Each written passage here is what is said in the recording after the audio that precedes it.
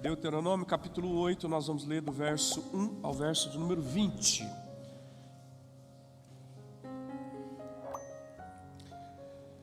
Você que precisa pode acompanhar a projeção na tela também, tá bom?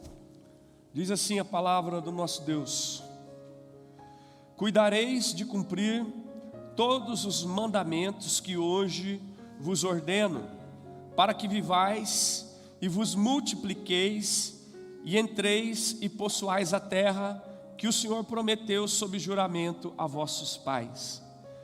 Recordar-te-ás de todo o caminho pelo qual o Senhor teu Deus te guiou no deserto estes 40 anos, para te humilhar, para te provar, para saber o que estava no teu coração, se guardarias ou não os seus mandamentos. Ele te humilhou e te deixou ter fome, e te sustentou com maná, que tu não conhecias, nem teus pais o conheciam, para te dar a conhecer que não só de pão viverá o homem, mas de tudo o que procede da boca do Senhor viverá o homem. Nunca envelheceu a tua veste sobre ti, nem se inchou o teu pé nestes 40 anos. Sabe, pois, no teu coração, que como um homem disciplina a seu filho, assim te disciplina o Senhor teu Deus. Guarda os mandamentos do Senhor teu Deus, para andares nos seus caminhos e o temeres, porque o Senhor teu Deus te faz entrar em boa terra, terra de ribeiros de água, de fontes, de mananciais profundos, que saem dos vales e das montanhas, terra de trigo e cevada, de vides, figueiras e romeiras, terra de oliveiras, de azeite e de mel, terra em que comerás o pão sem escassez, nada te faltará nela, terra cujas pedras são ferro e cujos montes cavarás o cobre. Comerás, te fartarás e louvarás o Senhor teu Deus pela boa terra que te deu. Guarda-te, não te esqueças do Senhor teu Deus, não cumprindo os seus mandamentos, os seus juízos, os seus estatutos que hoje te ordeno, para não suceder que depois de teres comido e estiveres farto, depois de haveres edificado boas casas e morado nelas, depois de se multiplicarem os teus gados e os teus rebanhos, e se aumentar a tua prata e o teu ouro, e ser abundante tudo quanto tens, se eleve o teu coração, e te esqueças do Senhor teu Deus, que te tirou da terra do Egito, da casa da servidão, e que te conduziu por aquele grande e terrível deserto, de serpentes abrasadoras, de escorpiões e de secura, em que não havia água, e te fez andar, e te fez sair água da pederneira, que no deserto te sustentou com maná, que teus pais não conheciam, para te humilhar, para te provar, e afinal, te fazer bem. Não digas no teu coração: a minha força, o meu poder, o poder do meu braço me adquiriram essas riquezas. Antes, te lembrarás do Senhor teu Deus, porque é Ele o que te dá força para adquirir riqueza, para confirmar a sua aliança, que sob juramento prometeu a teus pais, como hoje se vê. Se te esqueceres do Senhor teu Deus, e andares após outros deuses, e os servires e os adorares, protesto hoje contra vós outros, que perecereis. Como as nações que o Senhor destruiu diante de vós, assim perecereis, porquanto não quisestes obedecer à voz do Senhor vosso Deus. Pai, louvamos o teu nome pela tua palavra bendita, e clamamos ao Senhor que o Senhor nos fale por meio dela, no poder do Espírito Santo, em nome de Jesus. Nós precisamos, ó Pai, ouvir a tua voz e sermos conduzidos à tua vontade pela ação do Espírito Santo. Tenha misericórdia da minha vida e da vida dos meus irmãos, Senhor, para que a partir do momento que ouçamos a sua voz, tenhamos essa força, essa graça, esse impulso que vem do alto, do Espírito Santo, que nos conduza na direção da tua vontade, para a glória do teu nome, e que isso possa ser bênção para a nossa vida pessoal, para a nossa família e para aqueles que convivem conosco, Pai. Oramos e assim te pedimos em nome de Jesus e para a tua glória. Amém, Senhor. Amém. Amados, hoje nós vamos falar sobre a melhor atitude diante da dificuldade ou diante da prosperidade. Nós vivemos duas realidades ao longo da nossa caminhada da vida. Às vezes, o que a gente vive é muita luta e dificuldade. Muitos irmãos aqui vão se identificar com isso. Tem gente passando pelo vale estreito, pela cova dos leões, pelo deserto, pela fornalha. Tem gente passando, como nós falamos no português, poucas e boas. Na verdade, você vai se identificar. E tem gente que está passando bênção, prosperidade, promoção, saúde, coisas maravilhosas. E a grande questão, como nós somos cristãos, discípulos de Jesus, é saber qual é a melhor atitude quando nós estamos na dificuldade e quando nós estamos na prosperidade. E para isso eu quero citar algo que eu comentei hoje de manhã com os irmãos. No ano de 1948, lá nos Alpes suíços, o senhor George de Mastrel, um inventor, precisou dedicar um tempo para retirar carrapichos que se agarraram em suas meias. Para quem não lembra, né? Talvez seja muito urbano. Carrapicho é um bichinho arredondado, circular, que tem pontas e que é grudento. Ele gruda na sua roupa. Se você passar por um pasto, por meio de um cafezal, ele gruda em você e é bem difícil de tirar às vezes. Por fim, ele decidiu analisar aqueles carrapichos no microscópio para saber. Ficou muito impressionado, ficou admirado, ficou inspirado com aquele objetozinho, obra da criação de Deus. E ele ficou impressionado. Ele pensou, mas que sistema de fecho maravilhoso. Todos esses pequenos espinhos que se grudam, que se aglutinam, que se agarram com tanta eficiência. E ele pensou, quem sabe eu poderei desenhar algo assim, parecido com isso, para que eu possa de repente fazer diferença na vida das pessoas, para que elas possam abrir e fechar com facilidade as coisas. E você sabe o que ele inventou? O velcro. O velcro que segura a sua carteira, a sua bolsa, a sua bota, foi inventado a partir de 1948, observando os carrapichos.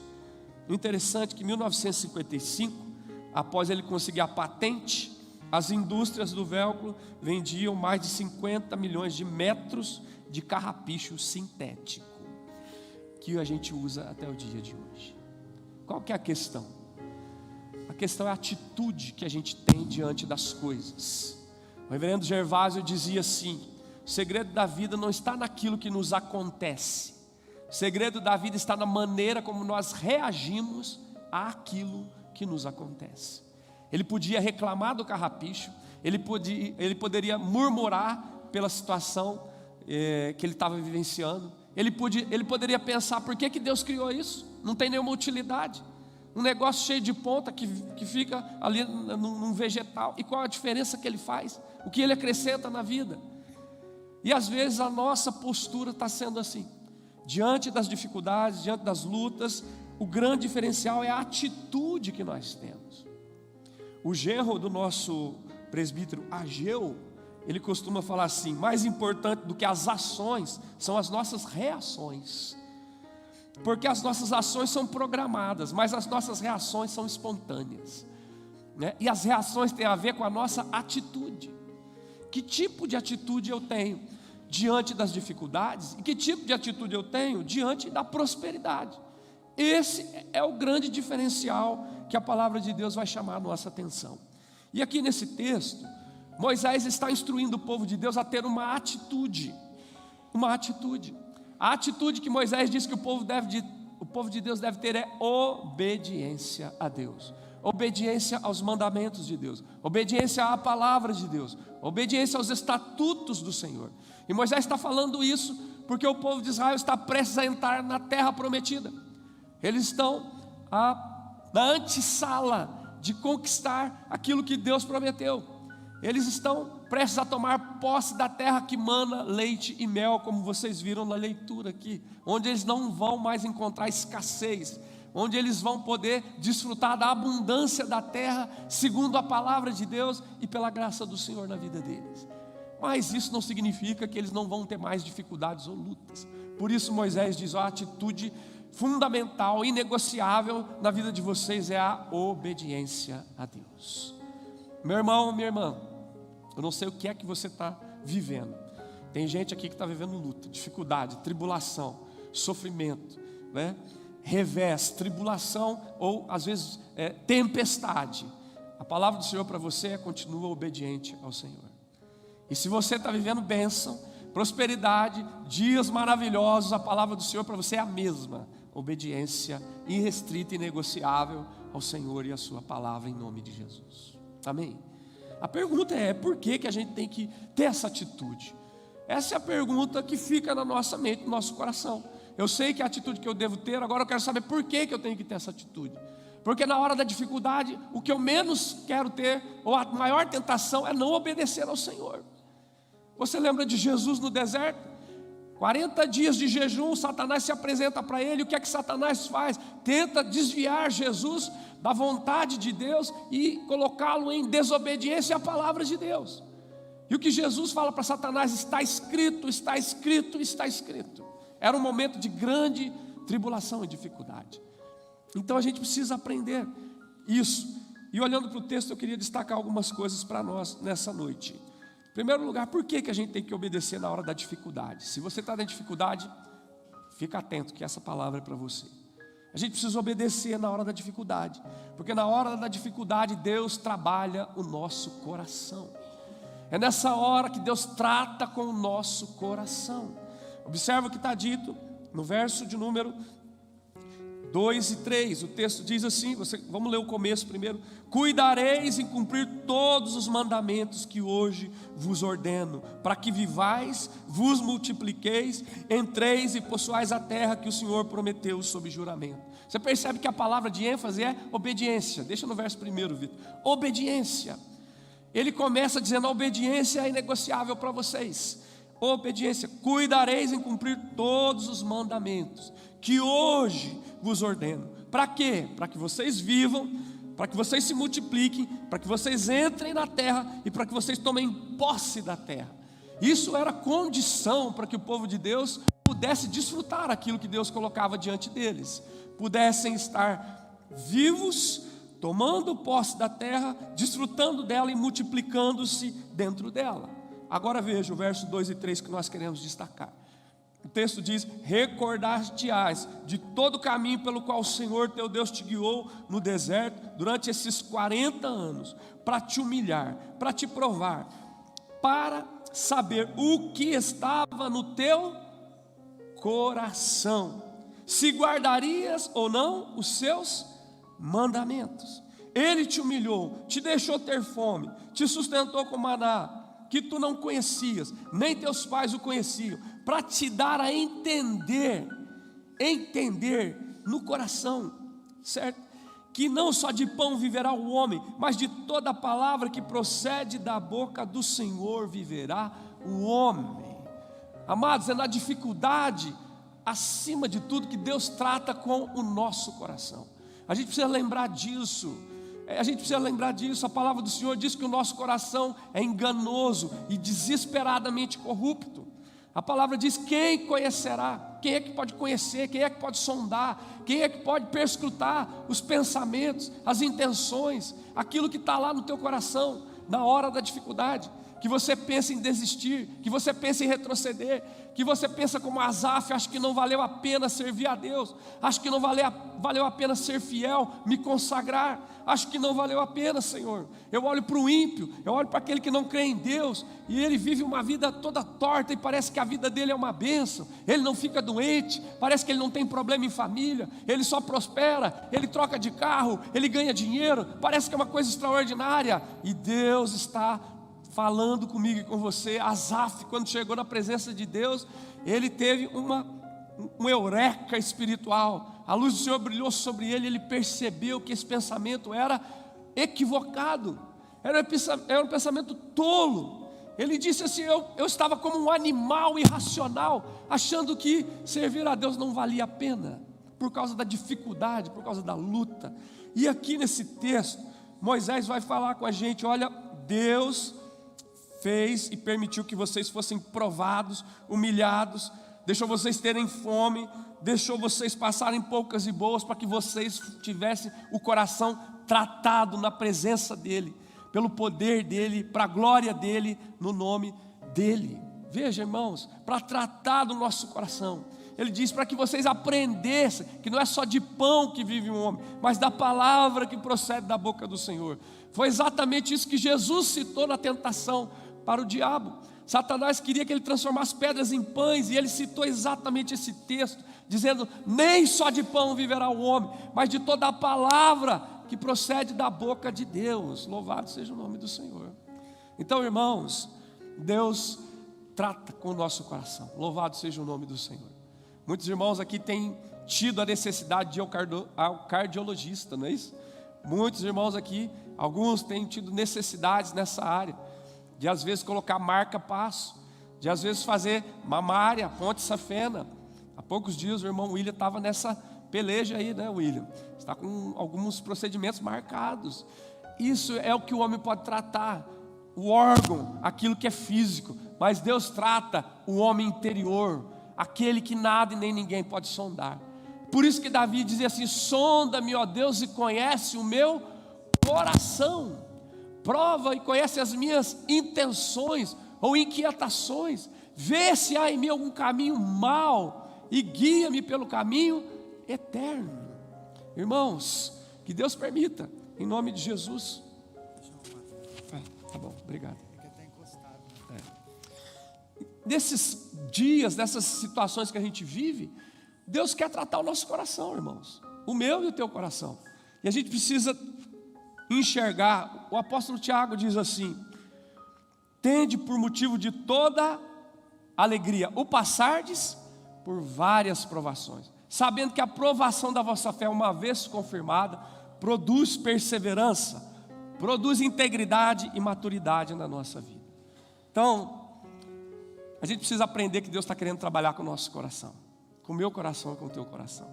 Os medos, as dúvidas, né, as descrenças, as inquietações, aqueles receios escondidos, nosso coração está sendo posto para fora na hora da dificuldade.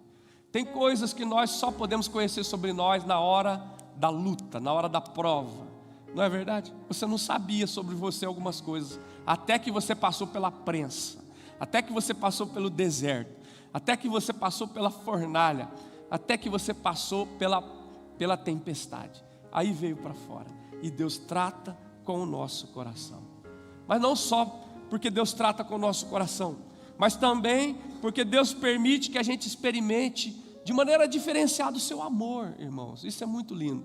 Olha para você, versos 4 e 5. Ele diz assim: nunca envelheceu a tua veste sobre ti, nem se inchou os teus pés nesses 40 anos, nunca. Verso 5: sabe, pois, no teu coração, que como um homem disciplina o seu filho, assim o Senhor disciplina você também. Faz parte do trabalhar de Deus, fazer isso, disciplinar, porque a disciplina é prova de amor. Como é que a gente trata com os nossos filhos? A gente disciplina, a gente diz não, a gente dá limites, a gente fala: a hora de chegar é tal, pode comprar isso, não pode comprar isso. Vai no mercado, como é que é? Aquela luta, vai poder pegar só uma coisa, não duas. Nós estávamos almoçando no restaurante hoje, aí eu sei que o restaurante tem várias coisas para você atrair a gente para comprar. Não se vende só comida, uma série de coisas, e uma criança foi lá e pegou alguma coisa e saiu para fora. Aí o pai olhou e falou: é só para olhar, não vai levar. Pode olhar, mas não vai levar, devolve. Então nós temos esse cuidado, que é manifestação de amor com os nossos filhos. E Deus tem amor conosco, para a gente experimentar o amor de Deus de uma maneira diferenciada, não só na provisão, não só no livramento, não só no socorro, não só nas bênçãos, mas também no cuidado que Ele tem conosco quando Ele nos disciplina. né? Como diz o texto, quando Ele nos disciplina. E você percebe que Deus não deixou envelhecer a veste, nem o calçado nos pés, ou seja, Ele cuidou desse lado material, mas Deus também disciplinou como uma manifestação de amor para com a vida do povo de Deus. Então, nesse momento, irmãos, quando a gente enfrenta a dificuldade, a gente precisa lembrar, Deus está trabalhando com o meu coração. E Deus também está manifestando para mim o seu amor, ó. Amor, ó. Deus está manifestando o seu amor. Às vezes a manifestação de amor que nós temos para com o nosso filho é difícil, ele não entende. Ele não entende. Você leva para vacinar, ele não entende. Você dá um remédio ruim, ele não entende. Você dá uma disciplina, não vai ficar sem celular, vai ficar sem TV um tempo. Ele não entende. Mas é para o bem, manifestação de amor. Papai e mamãe estão fazendo assim para você, ó. Mas de uma maneira tão estranha. Jesus falou o que para os seus discípulos? O que eu faço agora, vocês não entendem. Vocês vão entender quando? Depois. O que eu falo agora vocês não entendem. O que eu faço agora vocês não entendem. Vocês vão entender depois. Talvez você não vai entender agora, mas fica tranquilo. Se você crê no amor de Deus, fica tranquilo. Você vai entender depois.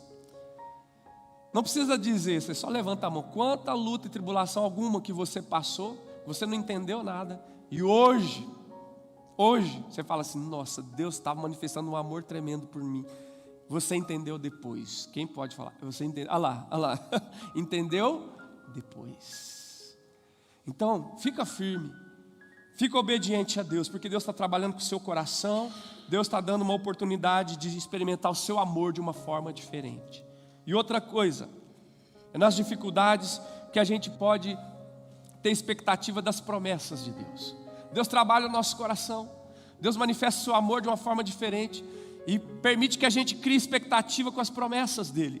A gente cria expectativa para viver as promessas de Deus. Olha para você ver o verso 6. Guarda, pois, os mandamentos do Senhor teu Deus, para andares nos seus caminhos e o temeres. Por quê? Porque o Senhor teu Deus te faz entrar na boa terra, terra de ribeiros, de fontes, de mananciais profundos, que saem dos vales, das montanhas, terra de trigo e cevada, de vides, figueiras, romeiras, terra de oliveiras, de azeite de mel, terra em que comerás pão sem escassez, e nada te faltará, terra cujas pedras são ferro e cujos montes cavarás o cobre, diz o texto. Comerás, te fartarás e louvarás o Senhor teu Deus pela boa terra que te deu. Irmãos, é na tribulação também que a gente cria expectativa de viver as promessas de Deus. Deus prometeu a sua presença, Deus prometeu a provisão, o cuidado, o livramento, a graça sobre nós, a ação do Espírito Santo. Deus prometeu tantas coisas, e é nessa hora que a gente vai exercitar a nossa fé, falar, o Senhor prometeu. A gente leu hoje de manhã, os espias, os 12 espias foram espiar a terra, 10 voltaram com um relatório negativo, 2 com um relatório positivo. E os 2 que tiveram relatório positivo, foi interessante, porque eles estavam confiando na promessa de Deus. Enquanto os 10 falavam assim, não, a terra é boa, mas é difícil, tem gigante, tem amalequitas, tem os descendentes de Enaque, não dá, é impossível, a terra devora os moradores, não dá para ir. 2 disseram, não, o Senhor nos prometeu, se o Senhor se agradar de nós, nós vamos conquistar essa terra. É hora de confiar nas promessas do Senhor, é hora de você ter a oportunidade da expectativa daquilo que só Deus pode fazer, não é? O que é que Jesus disse para a irmã de Lázaro? Se creres, verás a glória de Deus. Se creres, verás a glória de Deus. Então, nesses momentos, Deus está trabalhando com o nosso coração, Deus está dando a graça de experimentar o seu amor de uma forma diferenciada, e Deus está nos dando a oportunidade de exercitar a nossa fé, expectativa nas promessas da sua palavra, aquilo que só Deus pode fazer. É aquela hora que não tem mais a ver com o patrão, não tem mais a ver com o salário, não tem mais a ver com o médico, não tem mais a ver com ninguém. É só Deus, é só pela sua graça, é só pela sua misericórdia, é só pela intervenção do seu Espírito Santo. Amém? Então é por isso que nós devemos obedecer a Deus na hora da dificuldade. Nós devemos. E um desafio para nós é que obedecer muitas vezes para nós é fazer aquilo que a gente não entende, aquilo que a gente não concorda e aquilo que a gente não gosta. Aquilo que a gente não entende, aquilo que a gente não concorda, aquilo que a gente não gosta. Lembra de Abraão? O Senhor pediu para ele para oferecer o seu filho em holocausto. Você acha que Abraão entendeu o que Deus queria? Você acha que Abraão concordou com o que Deus queria? Você acha que ele gostou do que Deus pediu? Não, mas ele, pela fé, ele obedeceu a Deus. Ele obedeceu. Então que Deus permita a você, diante daquilo que você não entende, que você não concorda, às vezes que você nem gosta, à luz da palavra, dos princípios de Deus, que você obedeça ao Senhor em nome de Jesus. Nós cremos que você vai ter oportunidade de poder dizer: aquilo que eu não entendi, agora eu entendo. Louvado seja o nome do Senhor pelo cuidado dele na minha vida, na minha casa, na minha família. A melhor atitude na hora da dificuldade é obediência ao Senhor. Sabe o que a palavra de Deus diz? Jesus foi obediente até a morte, e morte de cruz. Então, meu irmão, é luta financeira, é crise familiar, é gente doente, é luto, é o que? Independente do que seja, mantenha-se firme e obediente ao Senhor em nome de Jesus. Isso é inegociável para nós. Amém? Segunda coisa, que a gente também é chamado a ser obediente na prosperidade. Na prosperidade nós somos chamados a ser obediente a Deus. Versículo de número 11 até o versículo 16, que eu até li hoje de manhã aqui na nossa devocional. Olha só que coisa surpreendente diz esse texto para nós. Ele diz assim: guarda-te e não te esqueças do Senhor teu Deus, não cumprindo os seus mandamentos, seus juízos, seus estatutos que hoje te ordeno. Cuida. Seu maior cuidado é ficar obediente a Deus. Ele diz: para não suceder que depois de teres comido, estiveres farto, depois de haveres edificado boas casas, morado nelas, depois de se multiplicar os teus gados, os teus rebanhos, aumentasse tua prata, o teu ouro, ser abundante tudo quanto tens, se eleve o teu coração e te esqueças do Senhor teu Deus, que te tirou da terra do Egito, da casa da servidão, que te conduziu por aquele grande e terrível deserto, de serpentes abrasadoras, de escorpiões, de secura, em que não havia água, e te fez sair água da pederneira. No deserto te sustentou com maná, que teus pais não conheciam, para te humilhar, para te provar, e no final te fazer bem. Ele está dizendo para nós que na hora da prosperidade a gente tem que ser obediente, para não ser vencido pela ingratidão. A gente precisa cuidar do nosso coração. Tem gente aqui que não está enfrentando enfermidade, não está enfrentando desemprego, está bem financeiramente, não está tendo nenhum outro tipo de problema. Então, igualmente, você tem que ser obediente a Deus, para que você não caia no laço da ingratidão. Ele diz: toma cuidado, porque vocês vão entrar na boa terra, lá tem casa que vocês não edificaram, tem vinho que vocês não plantaram, vocês vão desfrutar do melhor da terra, e vocês podem ser iludidos pelo coração, se eleve o coração de vocês, e se esqueçam quem foi que trouxe vocês até ali. Então cuidado, porque essa hora também é uma hora de perigo, não por causa da bênção, por causa do coração. Quando tudo está bem, o que acontece? A pessoa não ora mais, não lê a Bíblia, não vem no culto, a pessoa só quer desfrutar da bênção. Ela pede bênção, Deus dá a bênção, e ela agarra a bênção de Deus e esquece o Deus das bênçãos. Não é assim, não pode ser assim. Isso é algo que pode trazer grande transtorno para nós. A gente lembra dos 10 leprosos que foram curados, 100% de cura, 10% de gratidão. Um voltou para agradecer ao Senhor. Então nós nos reunimos aqui todo domingo. Você fala, não é porque nós estamos com dificuldade, ou não é porque nós estamos na prosperidade, é porque nós estamos em obediência a Deus e a sua palavra. É por isso. Estando na dificuldade, na prosperidade, não importa, nós vimos para a casa de oração, porque nós estamos obedecendo a palavra do Senhor. Não deixemos de congregar, como é costume de alguns, é isso que diz a palavra. Então, numa atitude de obediência, nós vimos para a casa de oração. E às vezes estamos em dificuldade, e somos visitados pela palavra, somos visitados pela ação do Espírito Santo. Deus nos anima, Deus nos dá esperança, Deus nos confronta e nos abençoa. E às vezes estamos tão maravilhados com o tempo que nós estamos vivendo, de alegria, de bênção, e nós elevamos o louvor, a gratidão, a exaltação ao nome do Senhor. Nós não nos deixamos sequestrar pela ingratidão. Então Moisés adverte o povo, e foi certeira a advertência de Moisés. O povo precisava cuidar com isso no coração. Eu e você também, tá? Você está aí na bênção de Deus, aleluia, carro, casa, salário, promoção, né? Saúde, casamento bom, os filhos andando tranquilos. Cuidado, para que a ingratidão não seja uma cilada para o teu coração, em nome de Jesus. Segundo, também, para que a gente não seja vencido pela presunção. Presunção. Isso é um mal do meu e do teu coração. O verso 17 diz assim: não digas no teu coração, não digas, a minha força, o poder do meu braço, me adquirir essas riquezas, tudo que eu tenho. Não. Antes, verso 18, te lembrarás do Senhor teu Deus, porque é Ele quem te dá força para adquirir riquezas, para confirmar a sua aliança, que sob juramento prometeu aos seus pais, como hoje se vê. Deus tinha feito uma aliança com Abraão, com Isaac e Jacó. E Deus, a palavra do Senhor diz que Ele é fiel, ainda que nós sejamos infiéis. Ele é fiel, ainda que nós sejamos infiéis.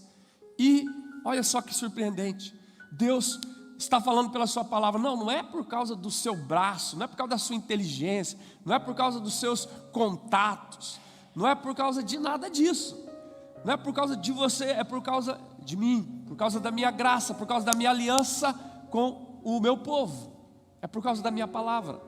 E eu uso tudo que eu coloquei na sua vida, e eu uso tudo que eu coloquei acessível a você, é por causa disso. Então, olha, irmãos, Deus permita que nós não sejamos sequestrados pela presunção do nosso coração, em nome de Jesus, tá? Na hora da bênção, cuidado com a presunção. Não esquece quem é que te levou lá, não esquece quem é que te deu vida, quem é que te deu saúde, quem é que te deu capacidade criativa, quem é que te deu capacidade de gerir um negócio, ou de organizar uma tarefa. Quem é que te capacitou para aquilo? Foi o Senhor. Tudo que temos, tudo que somos, vem do alto, vem de Deus. Nós louvamos a Deus pela capacidade que os irmãos têm, né? Quanta criatividade, quanta capacidade de realização. Tem gente que sabe ser empresário. Nós louvamos a Deus, porque nem todo mundo foi feito para ser empresário, certo? Nem todo mundo. Há algumas igrejas que gostam de explorar a prosperidade e fala: venha para cá, você vai ser empresário, você vai ter empresa, você vai ter carro, você vai ter isso. Nem todo mundo nasceu para ser empresário. Alguns nasceram para isso, e Deus tem abençoado irmãos que empregam pessoas, que abençoam famílias, e Deus abençoa outros como funcionários, sendo excelentes funcionários, fazendo seu trabalho com excelência, glorificando o nome do Senhor. Mas tudo que temos, tudo que somos, vem do Senhor. Toda boa dádiva e todo dom perfeito vem da onde? Do alto, descendo do Pai das luzes, em quem não existe variação ou sombra de mudança. Toda capacidade, todo o recurso, toda a possibilidade aberta vem das mãos do Senhor. Cuida para que o teu coração não seja enganado pela ingratidão e nem pela presunção, em nome do Senhor Jesus. Amém? Está na bênção? Cuida também, tem que ser obediente em nome do Senhor. E para terminar, ele diz assim, que a gente tem que cuidar por causa da obstinação. É outro problema do nosso coração. Verso 19 diz assim: se te esqueceres do Senhor teu Deus, e andares após outros deuses, e os servires, e os adorares, eu protesto hoje contra vós outros. Moisés falando para o povo: vocês vão perecer, como as nações que Deus destruiu aqui diante de vocês. Assim perecereis, porquanto não quiseste obedecer à voz do Senhor vosso Deus. A gente tem que tomar cuidado, não é só com a ingratidão e com a presunção, é com a obstinação. O que é obstinação? Teimosia. A palavra de Deus em Provérbios diz que aquele que endurece a serviço constantemente, não dobra a serviço, ele endurece assim, ó. Ele não se dobra, uma hora será quebrantado sem que haja cura. Se você está enrolado pela teimosia, pela obstinação, que fica endurecendo a serviço, não se curva, não se deixa tratar, não se deixa quebrantar, né? Não se arrepende, não se converte, uma hora vai ser quebrantado sem que haja cura, não vai ter recuperação, é o que diz a palavra do Senhor. Então, a teimosia, eu já falei várias vezes para vocês, é aquele menino que Deus, o pai fala para ele assim: senta menino, não sento. Senta menino, não sento. Senta menino, eu vou te dar uma bela disciplina. Aí o menino senta, ele fala: eu sento, mas por dentro eu estou em pé. Eu sento, mas por dentro eu estou em pé. Ou seja, obstinação. E eu falei com os irmãos de manhã, existe uma diferença muito tênue entre perseverança e teimosia. É difícil para nós isso, certo? É difícil. Essa situação é questão de perseverar, ou se eu continuar eu estou teimando com Deus? Essa situação é uma questão de perseverança, de água mole em pedra dura, tanto bate até que fura, ou chega, não, peraí, é teimosia, vamos parar. Deus está dando sinal que acabou, tá bom, retroceda. Peça a Deus essa graça, para não ser obstinado com coisas que Deus fechou as portas. Não é? Porque quando Deus fecha, ninguém abre. Mas quando Ele abre também, ninguém fecha. Então vamos pedir a Deus: Senhor, precisamos dessa sabedoria, porque nossa tendência não é só a ingratidão e a presunção, é a obstinação. Nós somos igual Balaão, entendeu? Balaão, a mula viu o anjo do Senhor e tentava desviar, e ele batia na mula para ela prosseguir. A mula falou com o sujeito. Alguém disse: o pior não é a mula falar com o sujeito, é ela ganhar a discussão. O pior não é a mula falar com você, é ela ganhar a discussão. Um profeta perde discussão para uma mula. Isso é uma metáfora para falar com a gente da teimosia diante daquilo que Deus já está falando, está esfregando na nossa cara, e a gente está teimando. Entendeu? Então Moisés diz: olha, vocês cuidem, porque vocês são tendentes à idolatria. Vocês saíram do Egito, adoravam os deuses do Egito, estão passando pelo deserto. Não é só para Deus tirar vocês do Egito, mas para tirar o Egito de dentro de vocês, né? E lá vai ter a idolatria cananeia. Vocês não podem ser levados pelos ídolos, vocês têm que adorar o Senhor, porque senão isso vai dar ruim, a casa vai cair. Obstinação. Você fala: nós não, nós somos crentes, protestantes, evangélicos, presbiterianos, nós não temos ídolo, né? A gente não tem ídolo, pastor, graças a Deus não. Não temos ídolo. A ganância é idolatria, diz a palavra do Senhor. Tudo aquilo que toma o lugar de Deus na nossa vida é idolatria. Eu já disse várias vezes, vocês vão cansar de ouvir, não tem problema, né? Quando eu não adoro a Deus, eu vou adorar alguém, alguma coisa, ou eu mesmo, porque eu fui feito para adorar o Senhor. Se eu não adorar a Deus, eu vou adorar alguém, alguma coisa, ou eu mesmo. Alguém pode ser um artista, um jogador, um astro de cinema, um cantor, alguém, um filósofo. Eu vou adorar alguém, ou alguma coisa, um objeto, uma propriedade, uma casa, um carro, um dinheiro, um bem material, o celular, que eu não estou com ele aqui agora, que é um ídolo dos nossos dias. Nós nos curvamos a ele constantemente, eu e você. Nós somos idólatras, entendeu? Colocamos outra coisa no lugar de Deus.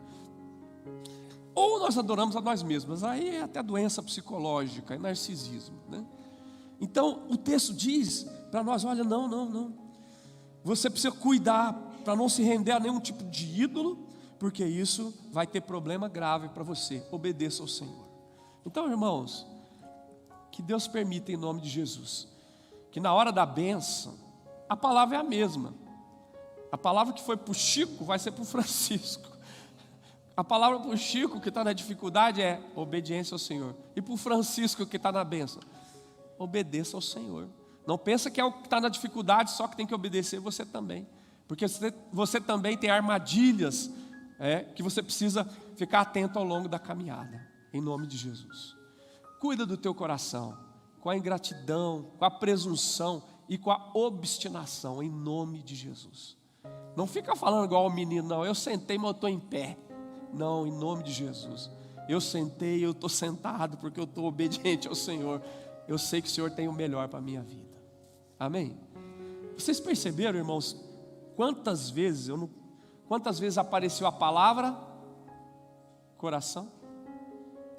Porque tudo tem a ver com o coração. O que o provérbio fala? Sobretudo que deve guardar, guarda o teu coração, meu irmão. Não é da cara para fora, é da cara para dentro. Guarda o teu coração, porque dele procede as fontes, as saídas da vida. Se alguns irmãos podem correr o risco de pecar por causa de murmuração, na hora da dificuldade, a gente pode pecar por ingratidão, a gente pode pecar por presunção, por obstinação também. Então nós precisamos pedir a Deus: Senhor, sonda mesmo o meu coração, e vamos fazer aquilo que a palavra diz. A palavra diz: dá-me, filho meu, o teu coração. Dá-me, filho meu, o teu coração. Então que Deus permita que nós possamos ter a atitude, a melhor atitude, seja na dificuldade, seja na prosperidade. Que eu tenha a melhor atitude, e você também, em nome de Jesus. Qual que é a atitude?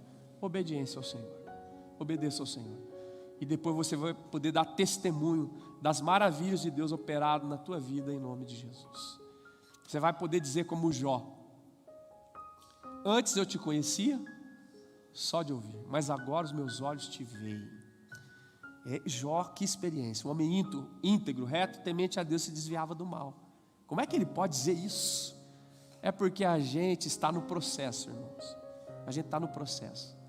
Nós não somos uma obra acabada. E a palavra de Deus diz assim, que aquele que começou a boa obra em nós vai completar até o dia de Cristo Jesus. Deus está trabalhando na nossa vida. Louvado seja o nome do Senhor. Amém?